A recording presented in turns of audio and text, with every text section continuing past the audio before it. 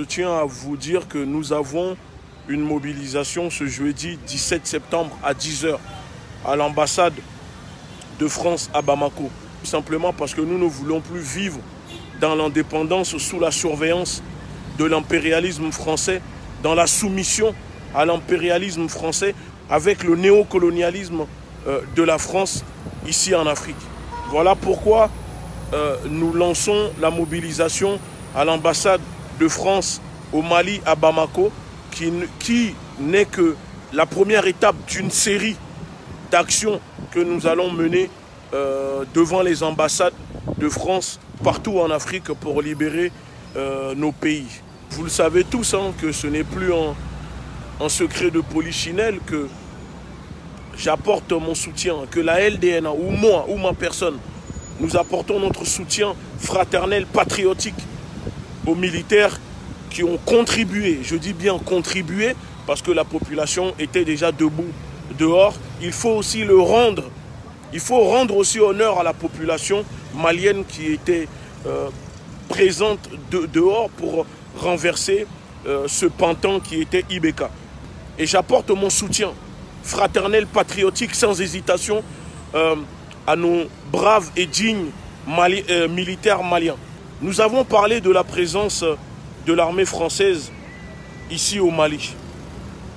Et là-dessus, avec le vice-président du CNSP, nous étions d'accord que l'armée française n'a plus à rester au Mali dans un pays souverain. Parce que nous savons tous ce que font l'armée française au Mali, que la présence de l'armée française, ce n'est aucunement pour protéger les Maliens. Ça, nous le savons tous. Ensuite, nous avons aussi abordé la question sur la politique impérialiste française et la CEDEAO. Et les menaces, les intimidations, le chantage d'un embargo sur le Mali. Et je peux vous dire que, encore une fois, là-dessus, avec le vice-président Malick Dia, nous étions d'accord parce que l'embargo ni la CEDEAO ne fait aucunement peur aux militaires qui sont au pouvoir. Parce que comme il a dit, il m'a dit cette phrase qui m'a fait plaisir. Il a dit, vous savez, très chers camarades, il nous parle d'embargo. Mais le Mali vit déjà sous embargo depuis des années. L'embargo de la CEDEAO ne fait pas peur aux militaires ni aux Maliens parce que nous vivons déjà sous embargo. Et il a raison là-dessus. J'ai aussi abordé la question de notre manifestation, de notre mobilisation de ce jeudi à l'ambassade française. Et je pense que l'initiative ne dérange pas du tout le vice-président du CNSP. Au contraire. Donc, pour moi, aujourd'hui, il y a un changement, il y a une révolution qui se déclenche en Afrique. Et je sais, j'ai l'intime conviction que ça commencera du Mali. La libération, la révolution panafricaine, la révolution africaine débutera ici au Mali. Et si nous ratons la cloche ici au Mali, alors c'est reparti pour une génération. C'est reparti pour 50 ans. Et ça, je ne veux pas du tout être lâche. Je ne veux pas du tout voir ma fille demain grandir dans la soumission que nous impose la France dans nos pays. Alors, je réaffirme mon soutien fraternel et patriotique aux militaires maliens. Et je demande à la population, à la communauté panafricaine, il faut soutenir ces dignes, ces braves Maliens qui ont contribué à renverser Ibeka et qui en ce moment sont à la tête du pays. Nous avons besoin des hommes comme eux, des hommes intègres. Parce que hier, j'étais face à des hommes intègres. Pour moi, il ne peut pas avoir plus intègre que le colonel Malick Dia, vice-président du CNSP, que j'ai rencontré hier. Je lui ai même dit, vous savez, vous êtes le nouveau Sankara. Ce n'est plus un problème malien, mais tous les Africains l'espoir des millions d'Africains est en ce moment braqué sur vous. Il m'a dit, oui, je sais, nous le savons, et nous allons tout faire pour relever l'Afrique, pour libérer l'Afrique, pour faire en sorte que, enfin, les Africains puissent récupérer l'honneur. Et c'est là où j'ai compris pourquoi la CEDEAO, qui n'est que l'instrument de l'Union européenne et l'impérialisme français, tente de mettre la pression pour faire dégager les militaires du pouvoir, pour rendre le pouvoir en civil immédiatement. Parce que les militaires sont incorruptibles. Les militaires ont la discipline, la rigueur. En plus d'être des tacticiens, ce sont des stratèges. Et ça dérange la France, ça dérange Macron, ça dérange la bourgeoisie impérialiste française. Parce que nous le voyons, nous l'avons vu. La France a dit qu'elle a été prise de revers sur le renversement de IBK et que la légitimité, la présence de l'armée française au Mali est remise en cause. Parce que c'est IBK qui donnait cette légitimité à l'armée française de tuer au Mali sans procéder à des dommages, à des réparations. Sauf que depuis que la junte est au pouvoir, ça remet en cause cette décision.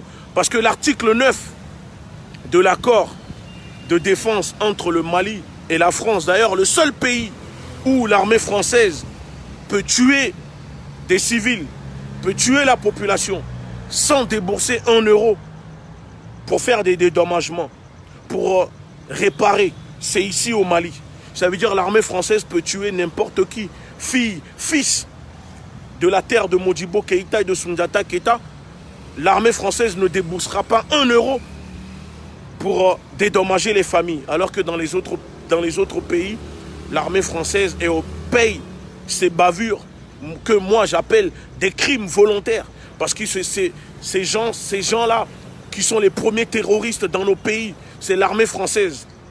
Ces barbouzes de la Légion étrangère qui ne respectent rien dans nos pays, qui méprisent la population, qui font tout et n'importe quoi. Nous voyons qu'ils restent impunis quand ils commettent des crimes de pédophilie dans nos pays.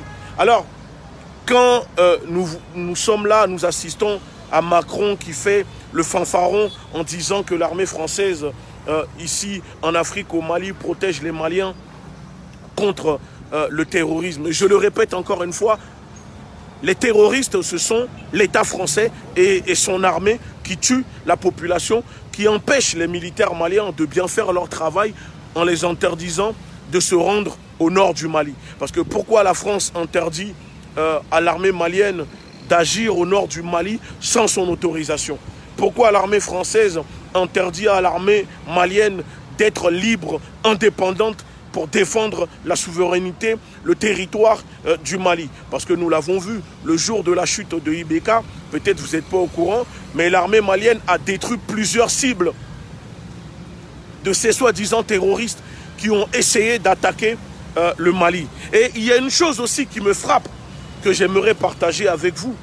Vous avez tous vu, quand un militaire français décède, d'accord, au nord du Mali, les politiques maliennes, la communauté internationale, même les personnages politiques publics du Mali international, même en France, prennent la parole, réagissent et condamnent la mort d'un militaire français. Mais quand ce sont les dignes fils ou les dignes filles du Mali en uniforme militaire qui meurent tués par ces soi-disant terroristes installés par l'État français dans nos pays, en Afrique et ici au Mali, la classe politique malienne ne réagit pas.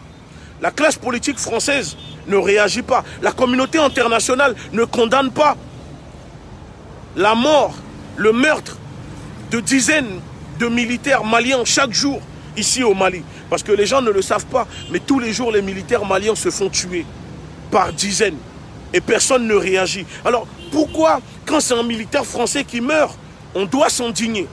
Pourquoi?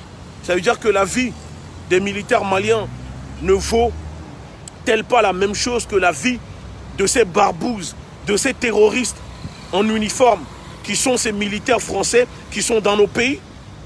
Posons-nous la question, pourquoi? Pourquoi nous devons pleurer la mort des militaires de l'armée d'envahisseurs dans nos pays, comment nous, Africains, peuple africain, dignes que nous sommes, si nous avons un minimum de fierté, nous pouvons pleurer la mort de militaires qui sont là, qui occupent nos pays, mais quand ce sont vos propres frères, pères, mères, enfants, cousins, qui meurent en défendant votre pays, vous ne pleurez pas pour eux, vous ne prenez pas la parole. Très chers frères et sœurs, peuple africain afro-descendant, vous savez, il est temps de commencer à nous faire confiance les uns et les autres. Nous devons être garants des uns et des autres. Alors si on doute encore et on ne peut pas donner la confiance à nos braves militaires qui en ce moment sont à la tête du pays, qui essayent de ressortir le Mali, de porter le Mali au plus haut, moi je suis désolé. Je préfère encore soutenir l'armée malienne.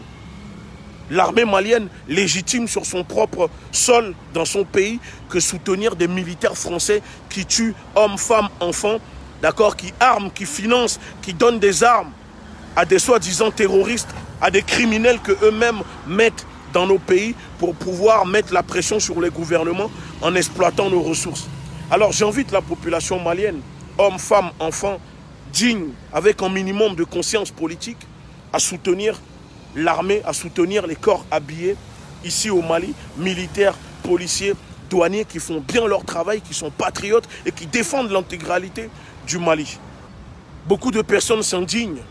Mais est-ce que vous êtes au courant que quand, après le coup d'État de 2012, ils ont donné le pouvoir à un civil comme Ibeka, Ibeka a fait enfermer tous les militaires qui ont participé à le ramener au pouvoir pendant 7 ans. Il y a des militaires qui ont été libérés seulement le jour que Ibeka est tombé. Des militaires enfermés parce qu'ils n'étaient pas d'accord sur ce qui se passait en défendant leur pays. Donc, les militaires maliens payent le prix fort aussi. Il ne faut pas non plus faire comme si ces militaires sont des lâches. Ce ne sont pas des lâches. Et je peux vous garantir, et je le dis à la communauté panafricaine, rendez-vous ce jeudi 17 septembre à 10 h à l'ambassade française à Bamako. Venez, soyez nombreux, mais dans la détermination, pas la masse qui n'est pas déterminée. Parce qu'ici, nous sommes au Mali, nous sommes en Afrique, nous ne sommes pas en Europe, nous ne sommes pas en France. La France n'a pas à nous dire comment nous devons faire dans nos propres pays. Rendez-vous ce jeudi 17 septembre à 10 h. Ingeta, à Ibobo, on est ensemble.